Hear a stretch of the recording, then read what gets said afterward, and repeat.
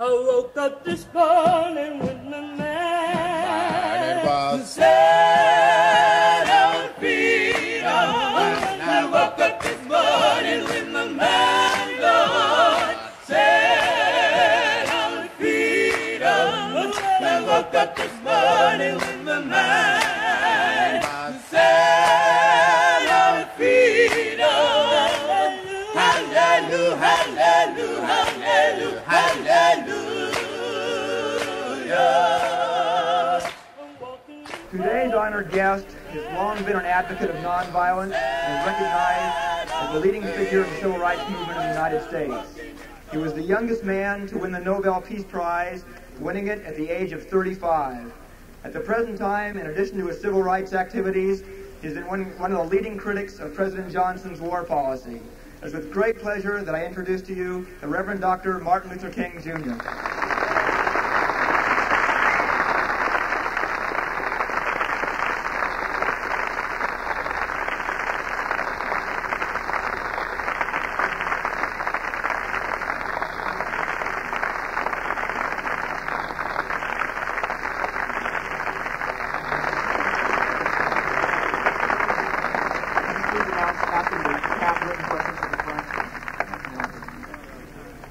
Thank you very kindly for your heartwarming applause.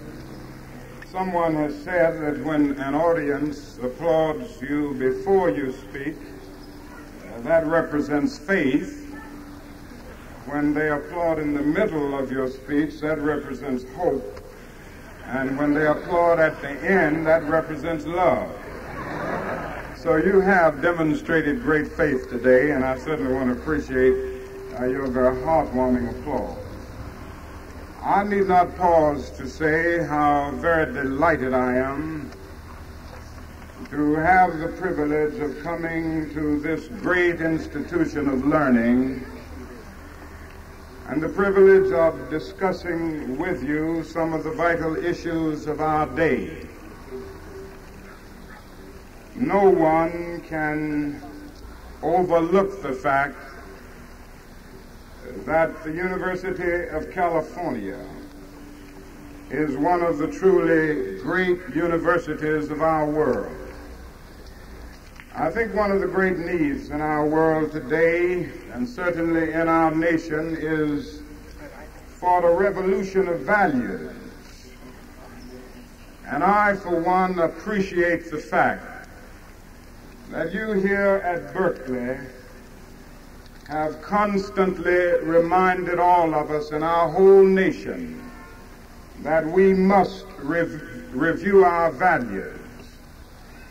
And I would also like to express my deep personal appreciation to you as a civil rights leader for the support that you as a university and a concerned student body have given to the civil rights struggle, as we have labored tirelessly and unrelentingly to achieve first-class citizenship.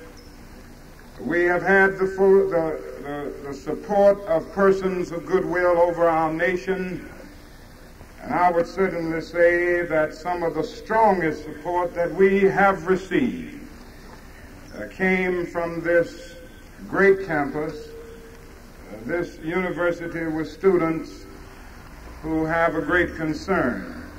And I want to thank you because you, in a real sense, have been the conscience of the academic community in our nation.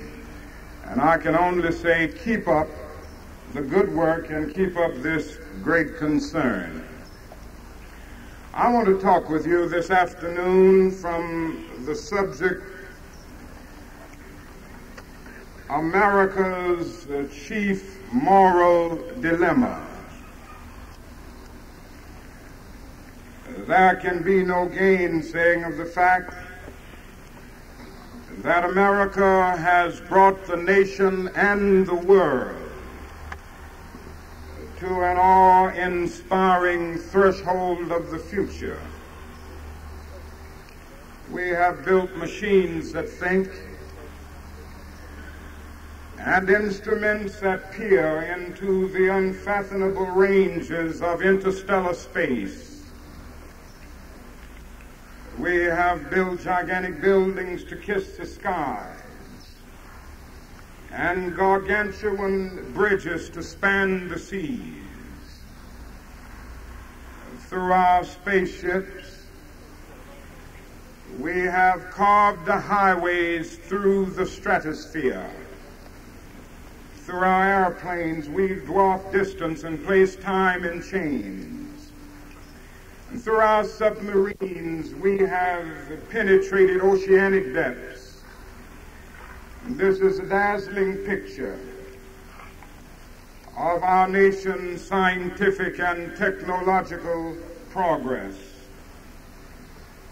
But when we look to the other side, something basic is missing. Our nation suffers from a kind of poverty of the spirit, which stands in glaring contrast to our scientific and technological abundance. Yes, we've learned to fly the air like birds. We've learned to swim the seas like fish. And yet we have not learned the simple art of walking the earth as brothers and sisters.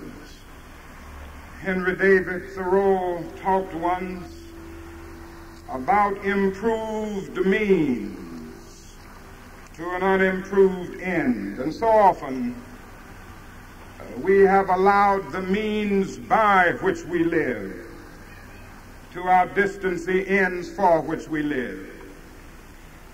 It seems to me that this is expressed nowhere greater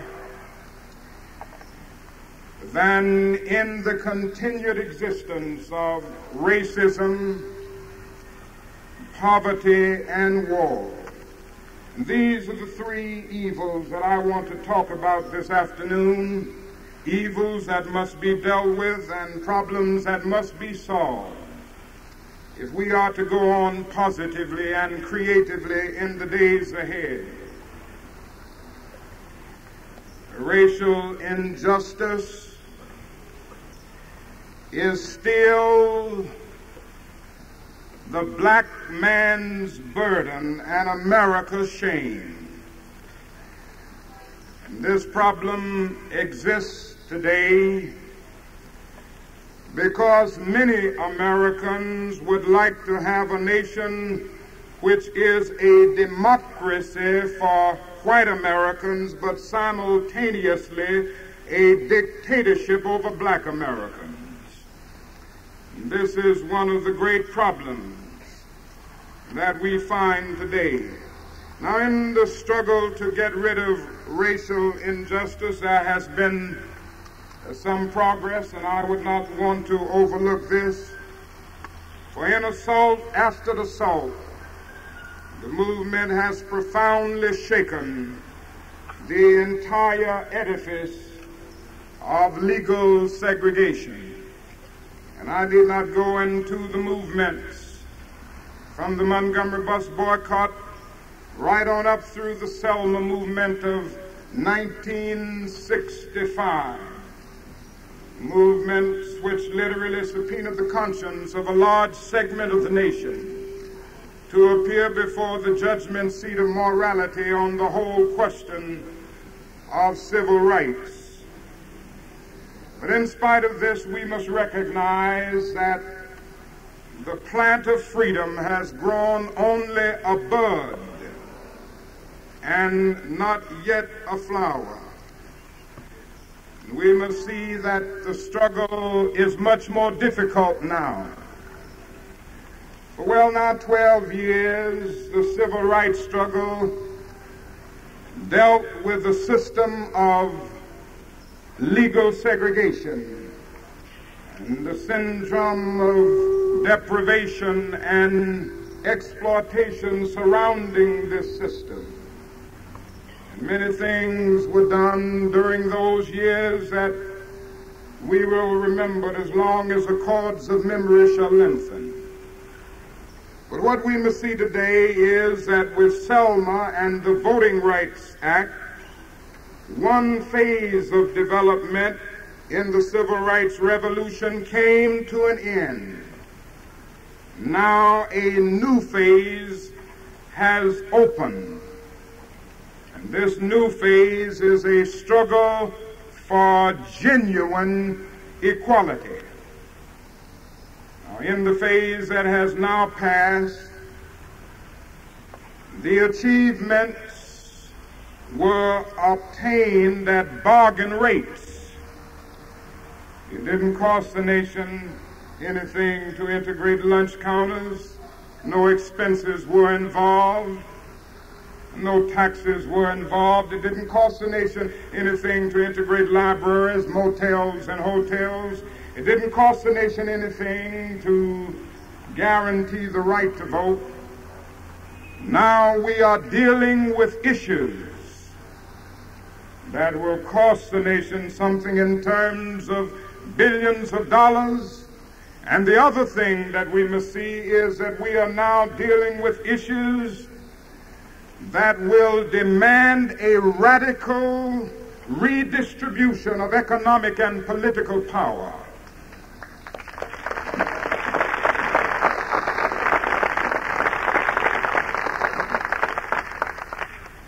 Many of the allies who went with us in the first phase are going in this phase. Many of the people who were with us in Selma and Birmingham were with us because they were sincerely outraged about extremist behavior toward Negroes.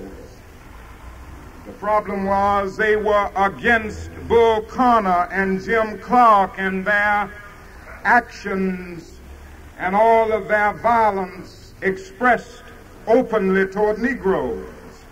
But they were not for genuine equality. And the true allies, the new genuine liberals, are the ones who recognize that we are in a new phase and who will go all of the way. And in this context, I think we should see the meaning of the so-called white backlash. And I hope you will understand that the so-called white backlash is merely a new name for an old phenomenon.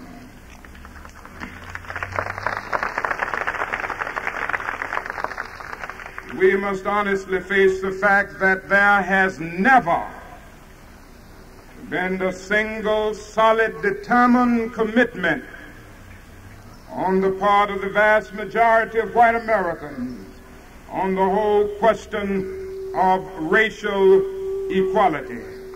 On the Statute of Liberty, we read that America is the mother of exiles.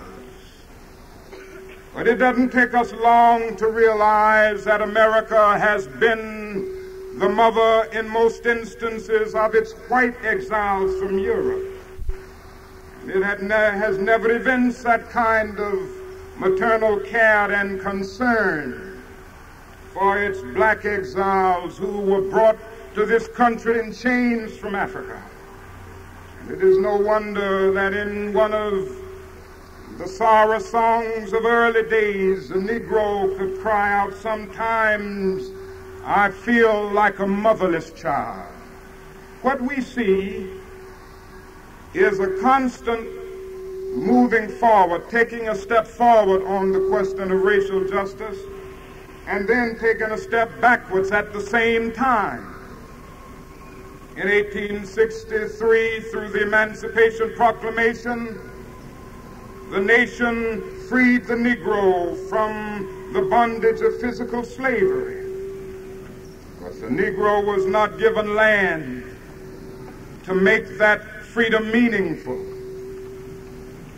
And we must never forget that at the same time, our nation was giving away millions of acres of land in the West and the Midwest, which meant that America was willing to undergird its white peasants from Europe with an economic floor, while refusing to undergird its black peasants who were brought here in chains from Africa with the same kind of economic floor.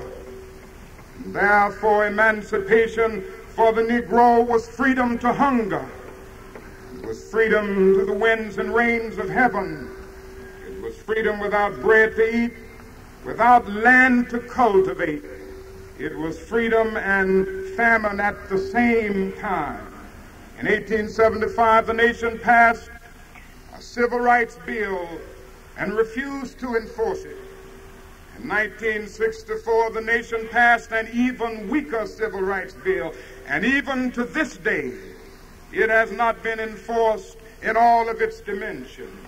In 1954, the Supreme Court declared segregation unconstitutional in the public schools. And now we find ourselves 12 or 13 years later with less than 5% of the Negro students of the Deep South attending integrated schools. And if it continues at this pace, it will take another 97 years to integrate the public schools of the South. Suburban politicians talk eloquently against open housing, and at the same time and in the same breath contend that they are not racist. All of these things reveal that the white backlash is nothing new. The fact is that America has been backlashing on the question of fundamental human rights for its black citizens for more than 300 years.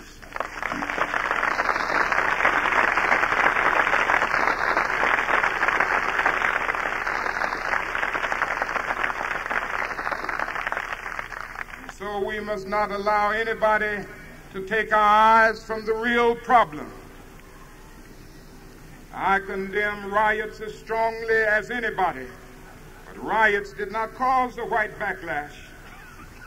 Nobody had rioted in Watts when the state of California voted out of existence a fair housing bill.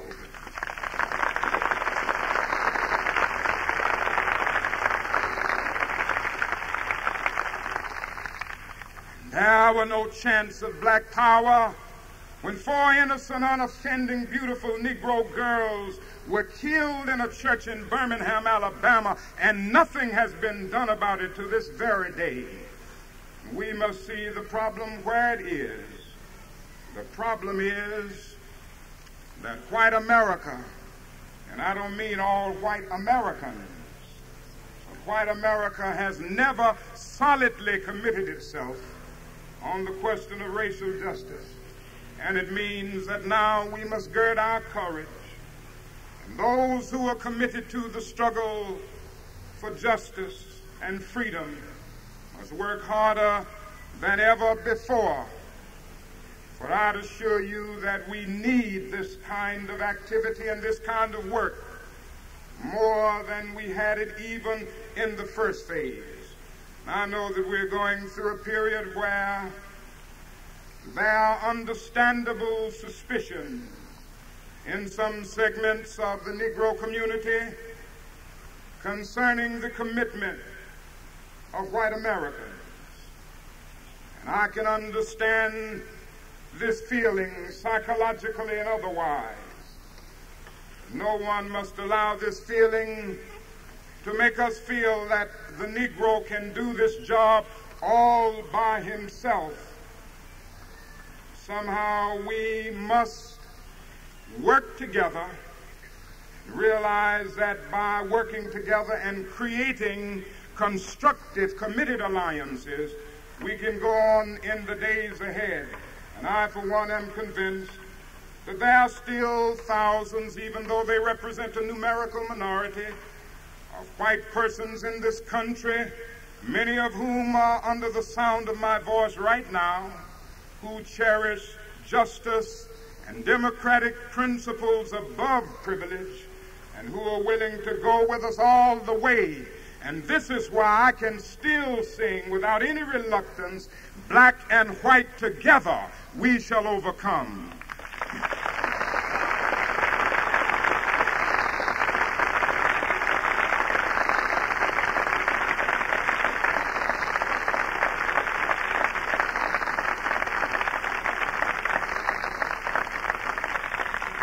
Now, the second evil that I would like to mention is the evil of poverty.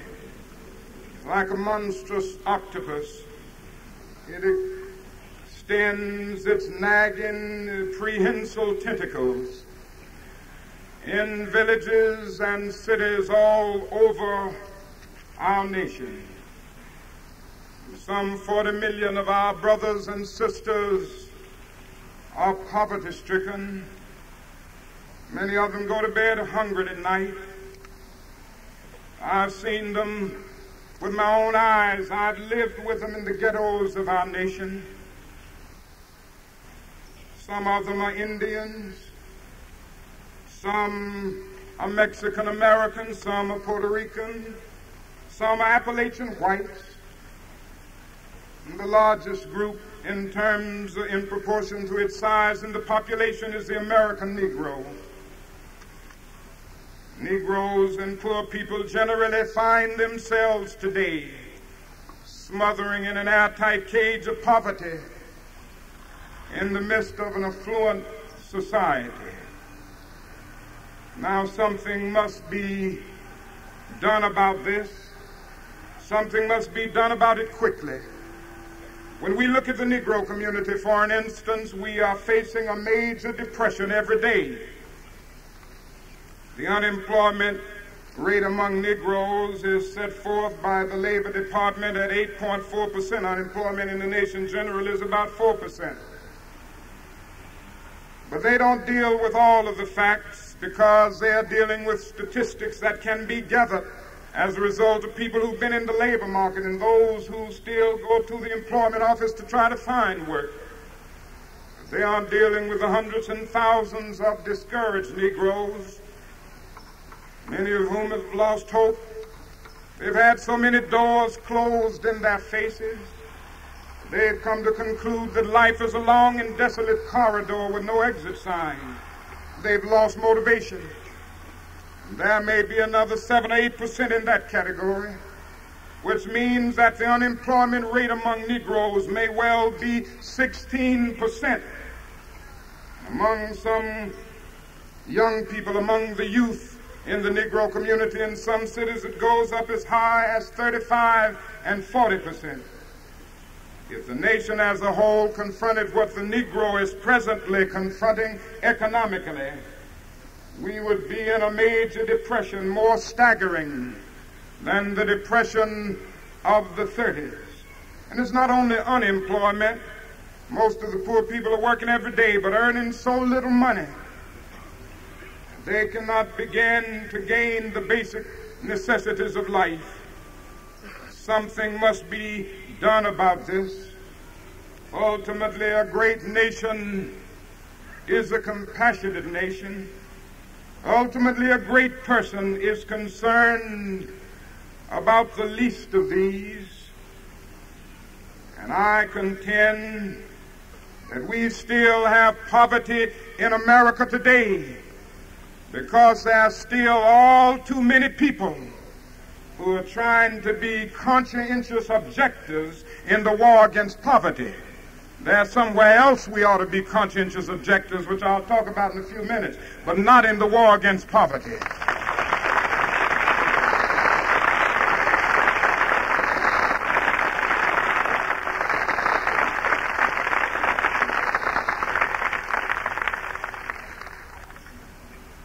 The problem is, you see, we have the resources in America to end poverty. The question is whether we have the will. And if we are to end poverty, there must be a tremendous reordering of priorities. Senator Harkey estimated the other day that we spend $500,000 to kill every enemy soldier in Vietnam. And when you look at the other side, it's tragic. We spend only $53 a year for every person that's considered poverty-stricken, and half of that goes for salaries for those who are not poor. The question is, what are we trying to win today? I'm afraid that the administration of our nation is more concerned about winning an unwinnable war in Vietnam than about winning the war against poverty right here at home.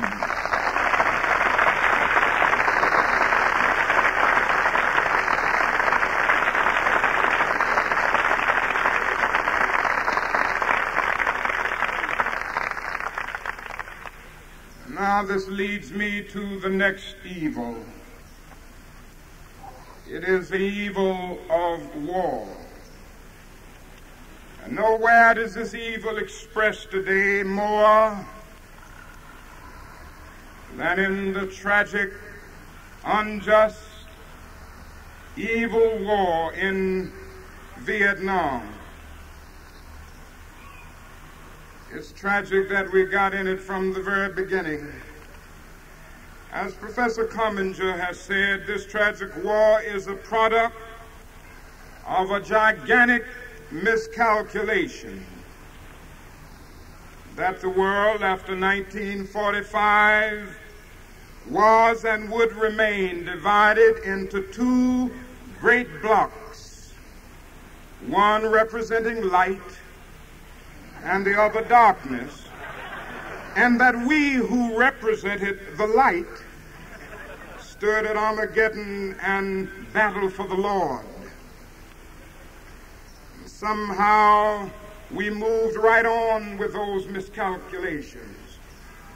This war is the product of a gigantic miscalculation about China and about Asia, probably the largest and most fearful miscalculation in diplomatic history. The notion that Chiang Kai-shek represented the true China, that the communists did not represent China and were not really here to stay and need not therefore be recognized. It was as if Britain and France had gone on recognizing the Confederacy as the legitimate government of the United States 20 years after Appomattox.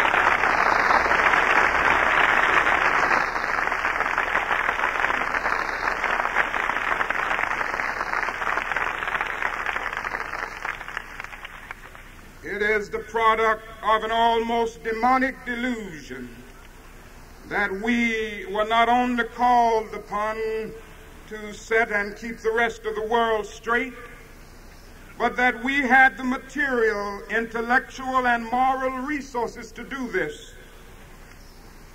It is a product of grave miscalculations that because we were a world power, we had power and could use it everywhere in the world.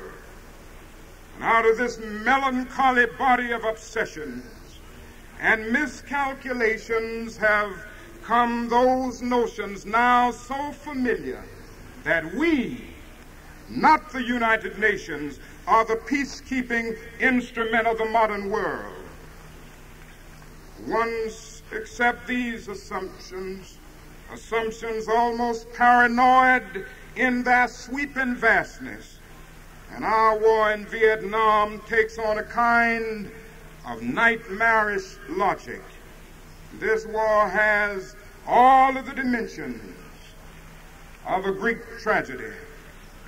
And it has done so much damage to our nation.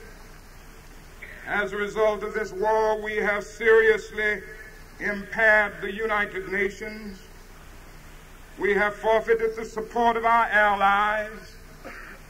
And so today the United States stands morally and politically isolated in the world.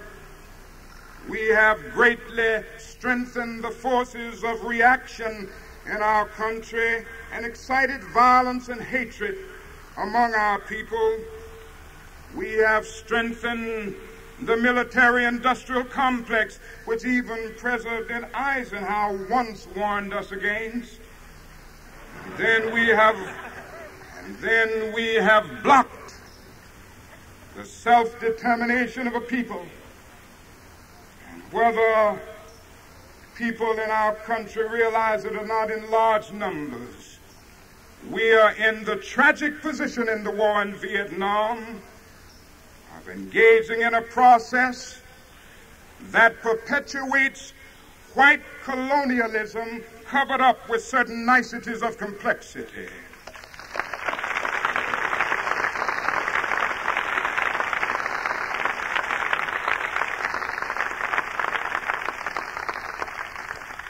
As a result of this war, we have diverted attention from civil rights. When the guns of war become a national obsession, social programs are thrown in the background, consciences are not aroused as much about the injustices still existing in the society. People ask, why do you try to tie the issues together, the issues of peace and civil rights? My only answer is that they have tied themselves together.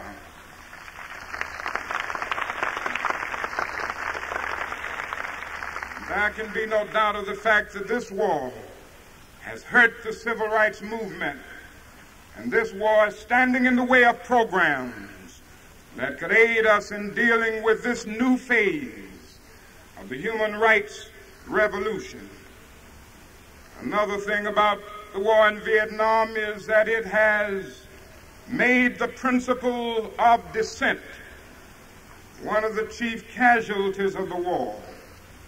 And there is a mad attempt today, sometimes overtly and sometimes covertly, to equate dissent with disloyalty, and to say that those who are concerned about withdrawing from Vietnam and ending that war are venal enemies of our soldiers.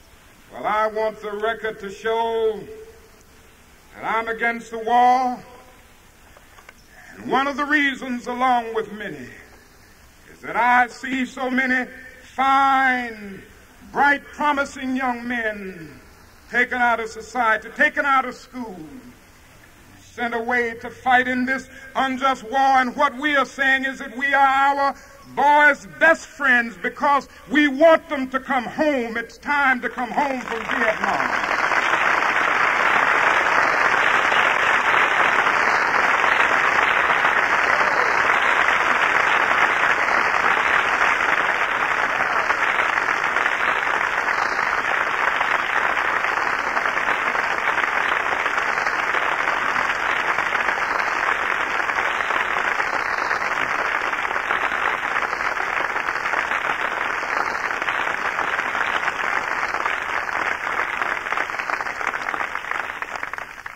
Another casualty of the war in Vietnam is the humility of our nation. Through rugged determination, scientific and technological progress, as I mentioned earlier, we have become the richest and most powerful nation in the world. But honestly impels me to admit that our power has often made us arrogant. We feel that our money can do anything. We arrogantly feel that we have everything to teach other nations and nothing to learn from them. We often arrogantly feel that we have some divine messianic mission to police the whole world. We are arrogant in not allowing young nations to go through the same growing pains, turbulence, and revolution that characterized our own history. We are arrogant in our contention that we have some sacred mission to protect people from totalitarian rule while we make little use of our power to end the evils of South Africa and Rhodesia.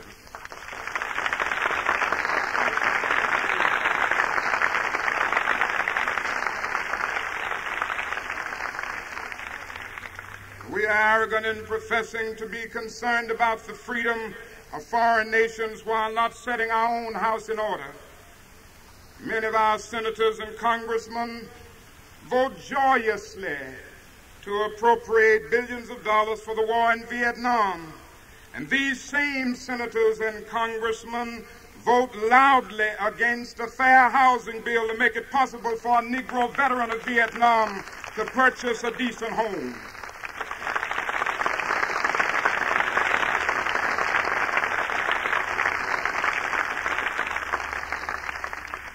We arm Negro soldiers to kill on foreign battlefields, but offer little protection for their relatives from beatings and killings in our own South. We are willing to make the Negro 100% of a citizen in warfare, but reduce him to 50% of a citizen on American soil.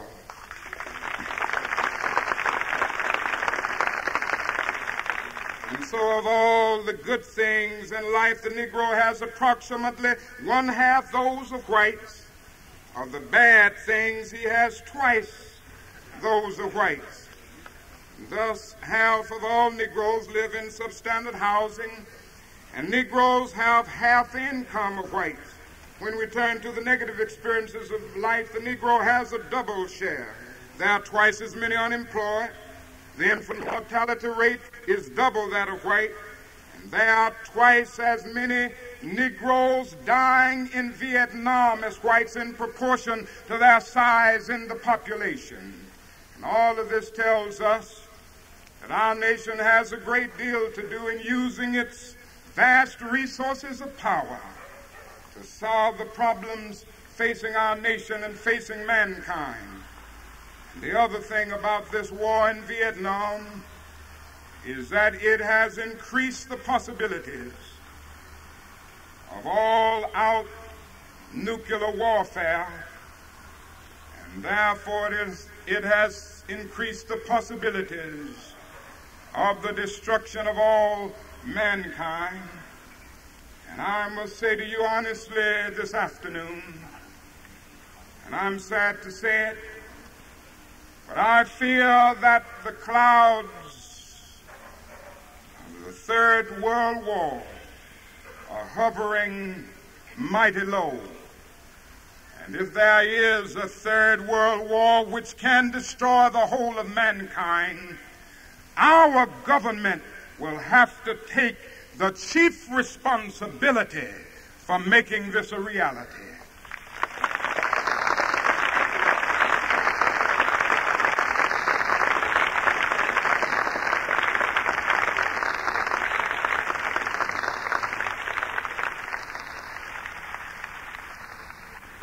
So I have a moral obligation to speak against this war and to take a stand wherever I can. And I want to commend all of you that have participated in some way. And I urge you to continue. This summer, there will be an opportunity for thousands of students to work in communities all over our nation in the kind of teach out, knocking on doors, talking with people about the war in Vietnam, giving them the facts about the war, developing statistics on the number of people opposed to the war. And the aim is to build a powerful peace bloc that can really have influence in the 1968 elections. And we must make it clear that we aren't going to let our political forces and the politicians ignore Vietnam in 1968. This must be an issue if that tragic war is still going on. And so as the war hawks escalate the war in Vietnam, we must escalate our protest against the war.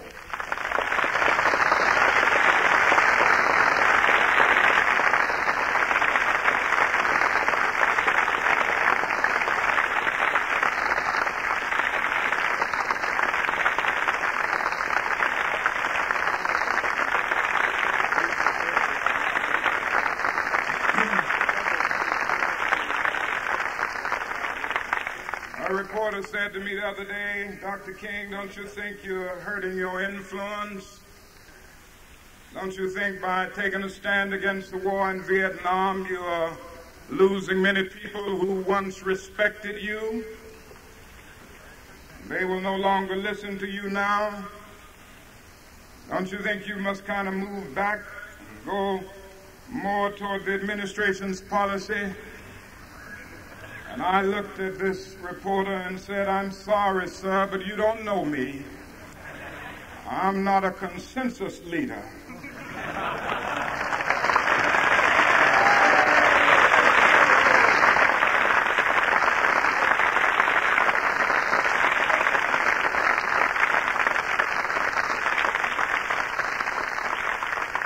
I went on to tell him that I do not determine what is right or wrong by going out taking a Gallup poll of the majority opinion. Ultimately, a genuine leader is not a searcher for consensus, but a molder of consensus. On some positions, cowardice asks the question, is it safe? Expediency asks the question, is it politic? Vanity asks the question, is it popular? Conscience asks the question, is it right?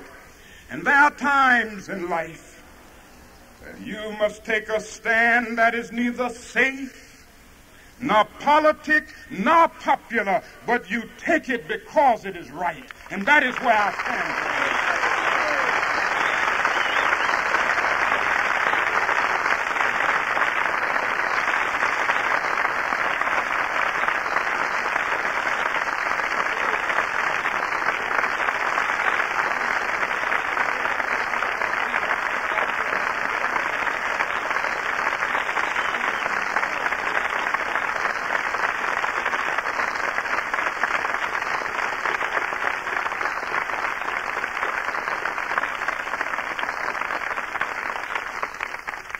As I move toward my conclusion, let me say that there is a need in our country for a kind of creative discontent. There are certain technical words that are used in every academic discipline. They soon become stereotypes and cliches. Every academic discipline has its technical nomenclature. Modern psychology has a word that is probably used more than any other word in psychology. It is the word maladjusted. And certainly we all want to live as far as possible the well-adjusted life in order to avoid neurotic and schizophrenic personalities. But I must say to you this afternoon, there are some things in our nation and in the world of which I'm proud to be maladjusted, and to which I call upon all men of goodwill to be maladjusted until the good society is realized. I never intend to adjust myself to racial segregation and discrimination. I never intend to become adjusted to religious bigotry. I never intend to adjust myself to economic conditions that will take necessities from the many to give luxuries to the few. I never intend to adjust myself to the madness of militarism. But in a day when Sputniks and explorers and Geminis are dashing through outer space and guided ballistic missiles are carving highways of death through the stratosphere, no nation can win if that is a world war. And we must come to see now that the alternative to disarmament, the alternative to a greater suspension of nuclear tests, the alternative to strengthening the United Nations and thereby disarming the whole world, may well be a civilization plunged into the abyss of annihilation, and our earthly habitat will be transformed into an inferno that even the mind of Dante could not envision. It may well be that our world is in dire need of a new organization, the International Association for the Advancement of Creative Maladjustment.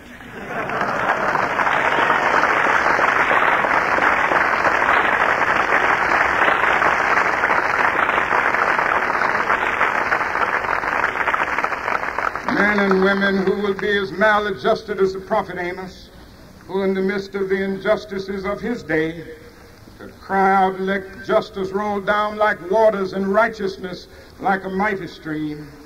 As maladjusted as Thomas Jefferson, who in the midst of his own vacillations about slavery, scratched across the pages of history words lifted to cosmic proportions. We hold these truths to be self-evident, that all men are created equal, that they are endowed by their Creator with certain inalienable rights, and that among these are life, liberty, and the pursuit of happiness. Through such maladjustment, I believe that we will be able to emerge from the bleak and desolate midnight of man's inhumanity to man into the bright and glittering daybreak of freedom and justice. And somehow, I still have faith that keeps me going through these difficult days. I hope that we will develop the coalition of conscience and will solve this problem. I'll tell you why I have the faith, and it is because of universities like this, with thousands of young people, black and white, who have the new vision that we need in this age. And so I haven't lost faith in the future. I think we're going to reach the goal that we seek. And so I can still sing, "We Shall Overcome." I know many can't sing it now, but I can still sing it because I believe the arc of the moral universe is long, but it bends toward justice. We shall overcome because Carlyle is right. No lie can live forever. We shall overcome because William Cullen Bryant is right. Truth-crushed earth will rise again. We shall overcome because James Russell Lowell is right. Truth forever on the scaffold, wrong forever on the throne. Yet that scaffold sways the future. And so with this faith, we will be able to hew out of the mountain of despair a stone of hope. With this faith, we will move toward that day, and we will transform the jangling discords of our nation into a beautiful symphony of brotherhood.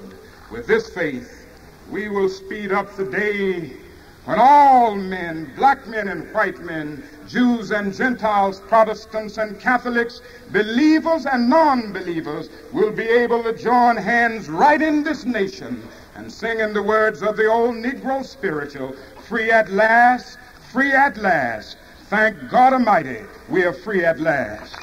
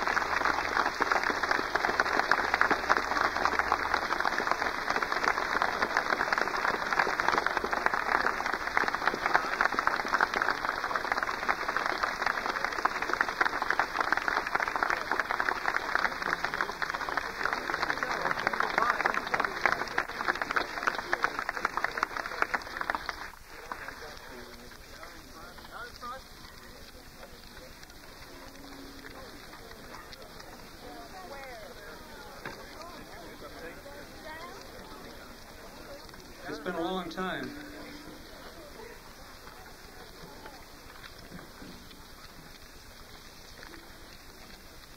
Dr. King has consented to answer questions.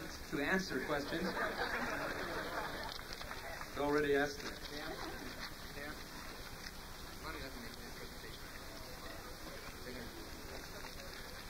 But before he begins, there are some individuals who would like to make a presentation. If any of you have questions, because there's an enormous amount of people, please try to write them down on something and pass them forward. We have about 20 questions now. We'd like to have some questions that don't repeat every subject, so please pass them forward as rapidly as possible.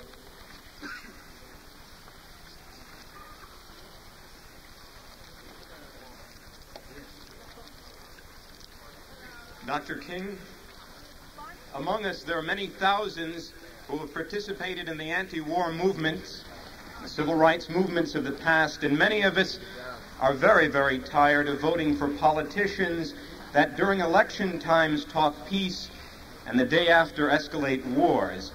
And for these many of thousands of people who feel that, we hastily have drawn up a petition of some 50 student and faculty leaders of the peace, civil rights, student movements on this campus, and we address ourselves to one question. We ask a choice in 1968 to vote against war. We ask that choice be independent candidates Martin Luther King and Benjamin Spock. Of this we ask.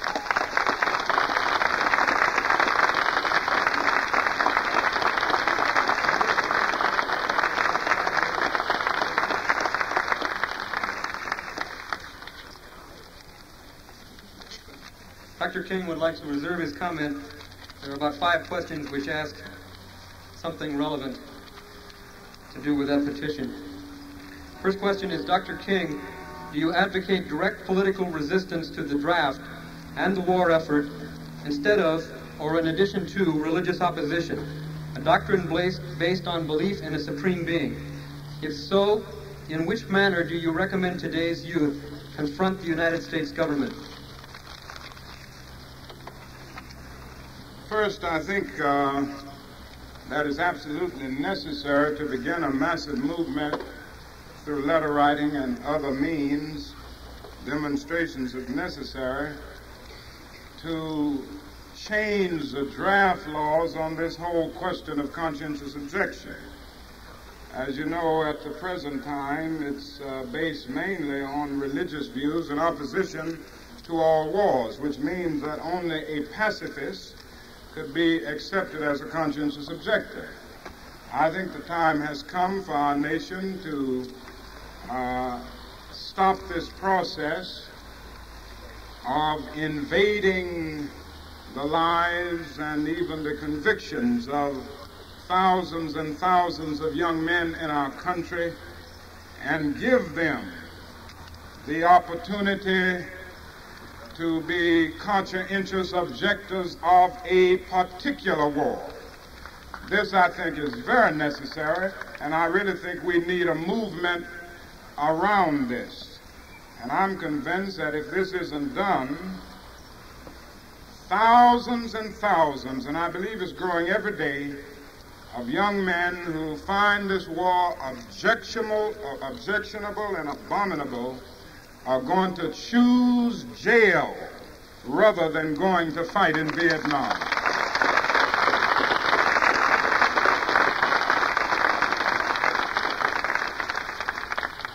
Dr. King, will you be our candidate in 1968? Well, I must say that it's very kind of you to even express such concern and make such a request. I do think we have some major decisions to make in 68, and I do feel that we may be caught in a situation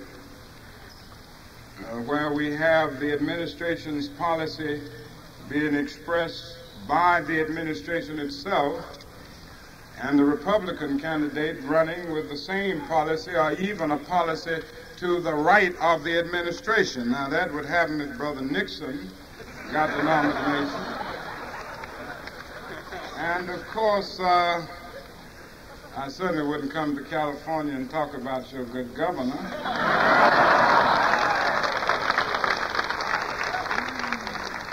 But people may have to choose between Johnson, a Reagan, and a Wallace. That's a pretty... But in all seriousness, I think we are faced with some difficult decisions, and it may be necessary for a kind of third force to come into being where those persons who cannot in good conscience follow the policy of the administration, a policy of continued escalation of the war in Vietnam and continued fighting of this war, will have to turn elsewhere. Now, I do not feel that I'm presidential timber. I am committed to trying to do this job of civil rights and this job of building wherever we can more opposition to the war in Vietnam, and this would certainly take all of my time. And I would rather think of myself as one trying desperately to be the conscience of all of the political parties, rather than being a political candidate, whether it's for a political candidate in a serious sense or to serve as a channel for a protest vote.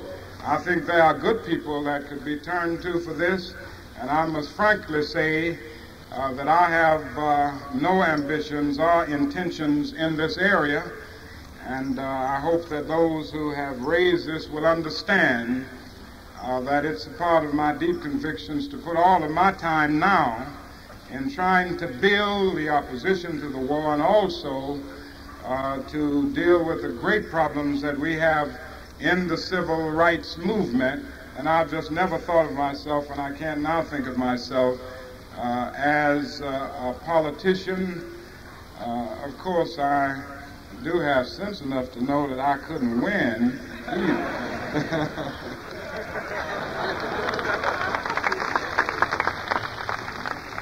Dr. King, how do you view Stokely Carmichael's approach to the civil rights movement?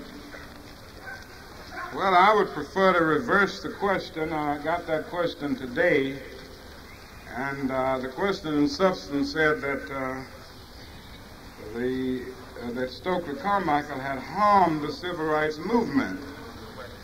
And I had to answer it by saying that the forces in our nation that continue to vacillate on the question of racial justice, and the forces that allow certain conditions that are intolerable to exist and continue to exist, are doing much more harm to civil rights than Stokely Carmichael.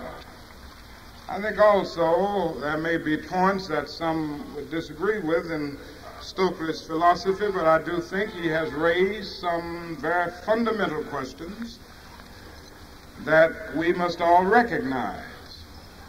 The great dilemma of the Negro in the ghetto is his powerlessness. And it is necessary to transform that powerlessness into creative and constructive power. We do need political and economic power. Power is nothing but the ability to achieve purpose. It's the ability to effect change. And I think we should recognize that those who are speaking of black power have at least brought that point out, and a point that we tried to stress all along. I think the other thing that we must see is the necessity for a powerful psychological call to manhood in the Negro community. This is absolutely needed because of our bruised history, because for so long we were forced to believe that we were nobody. We became ashamed of our heritage, ashamed of our color, ashamed of our hair and everything else. And this was tragic. Now what we are saying is that we will assert our manhood, and this is something that is needed for growth. You see, our language messed us up here too, and we have a problem of semantics in a sense. If you will run through Roget's thesaurus, you'll find about 125 synonyms for black. They are all degrading, something evil, something low. And then when you get those 118 synonyms for white, this is all something chaste, pure, high, noble, worthy, you see. And so Negro children end up every day being taught 125 ways to think of themselves as inferior, and white children end up every day 118 times learning themselves how to feel superior. And you know, it runs right through the language, anything, any experience. We think of black as something degrading. So, and that which is white is better. A white lie is better than a black lie. That's the way the society goes.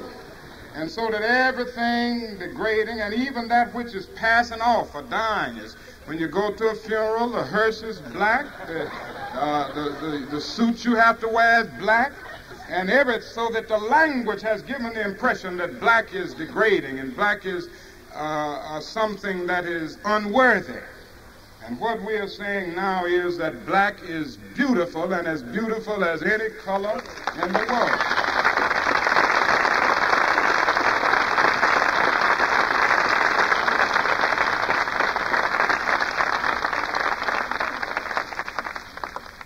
Now let me go on to say that however much I understand, I do feel that I must assert my own principles about black separatism.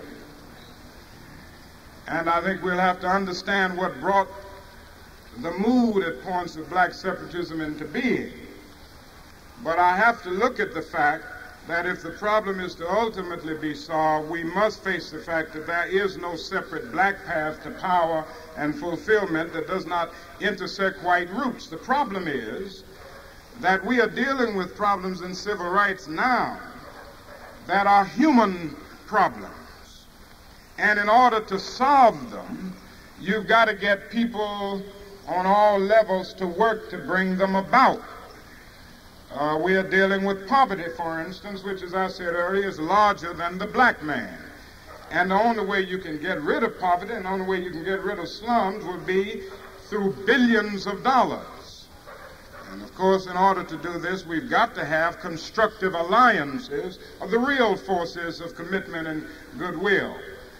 So that if there's any feeling that we can move down a separate black path to power, then I don't believe this. And I think it's also necessary to say on the other side that there is no separate white path to power and fulfillment short of social disaster that does not recognize the need of sharing that power with black aspirations for freedom and dignity. You see, for too long we thought of integration as in a romantic or aesthetic sense, and it merely added color to a still predominantly white power structure. More and more we've got to think of integration also in political terms, where you have shared power. And so many people, thinking of it merely in aesthetic terms, will say, oh, we have an integrated community. Our neighborhood is integrated. We have 2 Negro families. A labor union will say, our union is integrated from top to bottom. We have 100,000 Negro members, and we even have 2 members on our board of 45.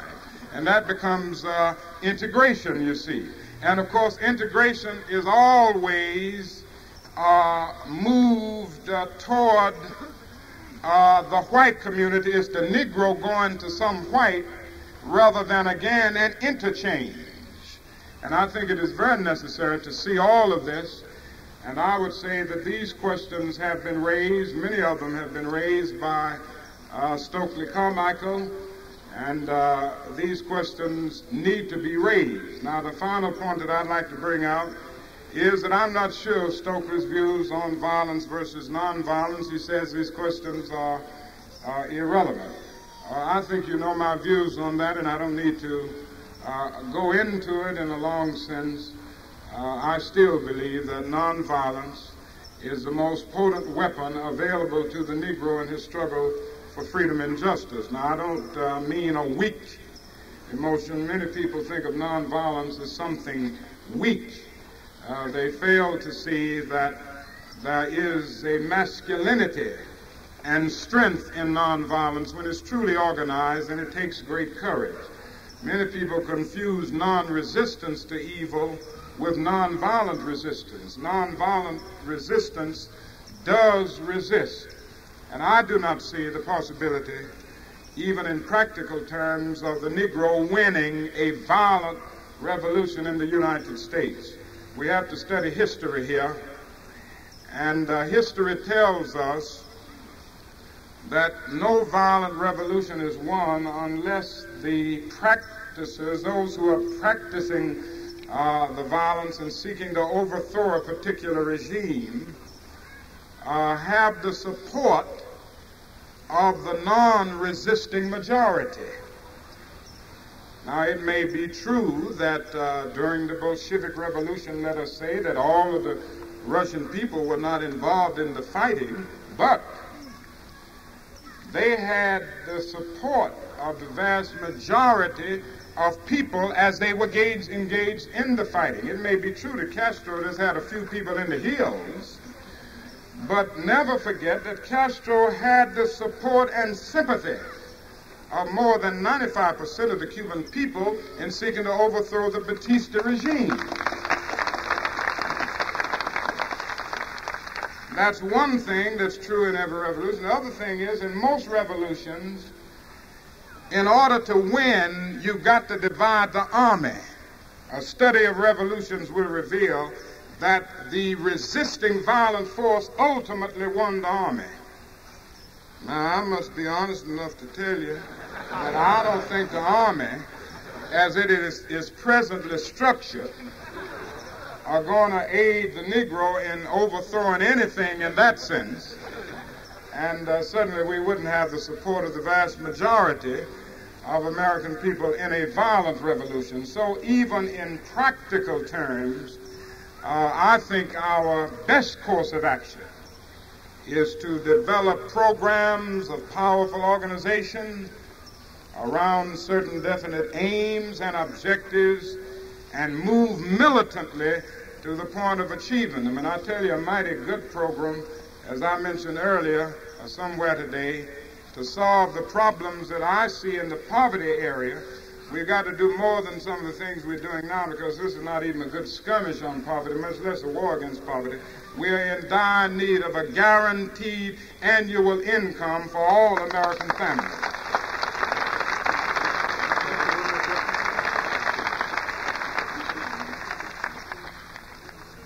Dr. King is on a very tight schedule and has consented to come to Berkeley today with many other obligations. So there's time for one more question. He has to leave immediately to go to a reception which has been planned for him, so he would appreciate it if the many people who have submitted questions asking to see him could please allow him to go to that reception. Question is, what do you think about the influx of white college students into Negro ghettos to tutor Negro children? Is there any harm done to racial pride, or is racial pride already lacking in the black ghetto? I personally favor committed white students working in Negro ghettos and working with Negroes. I've never given up on this hope, because I think that the more the Negro who feels hopeless at times and who feels cynical about life is able to see Negroes and whites working and living together in a very committed sense, the more it keeps the lamp of hope burning. And certainly we do need, in the ghettos of our country, many activities going on, because the conditions are so bad, as you well know. And I think this is one of the very constructive areas. There are many things that can be done and must be done, but the tutorial idea is very important. Now, I do feel that the whites who work in the Negro community must go to work with Negroes and not to do something for Negroes, because this becomes a kind of new level of paternalism. And there must be a complete understanding, a complete empathy, a kind of committed empathy. For this is the only way that a white person will be able to function in the ghetto. It's also necessary to understand some of the bitterness in the ghetto. I have to understand it myself. And I certainly know whites have to understand it. I have to go in the ghetto and hear my brothers cursing me out about talking about nonviolence, and I don't run from them. I curse them out. I put my arms around them and try to explain. We must understand the disenchantment and the discontent and even the bitterness. And I think through this period there is need for great compassion and great concern, and this will carry all of us a greater distance in the days ahead. I do want to mention, as I said earlier, the Vietnam Summer Project is underway, and the recruiting process is taking place. And here in this area, there is an office. The number is 415. I guess that's the area code, 7527766. And of course, the other main, I guess we would say, the national headquarters is in Cambridge, Massachusetts at this time. And I certainly want to reiterate the need for your support. In Cambridge, it's 129 Mount Auburn Street, A-U-B-U-R-N, Mount Auburn Street. Now, this is, I haven't had a chance to go into the details of this, but my brothers mentioned it to me, and I'm always concerned about my brothers and the problems that we all face. Join Painter Union, local union number 4, and demonstrate against the firing of 3 painters by the Golden Gate Bridge. Now, I don't know the details of this, but I do know that these men have talked with me. They've been fired unjustly, and they've clearly demonstrated this, and there is a protest at the bridge on May 25th at 11 o'clock. It's at Union Square, I'm sorry, Union Square, San Francisco on May 25th. When I'm making a speech, I always have so many requests made to mention something in the speech, and I always end up forgetting some. So some of you have spoken to me about something that I should have mentioned and I forgot in the process. Please forgive me.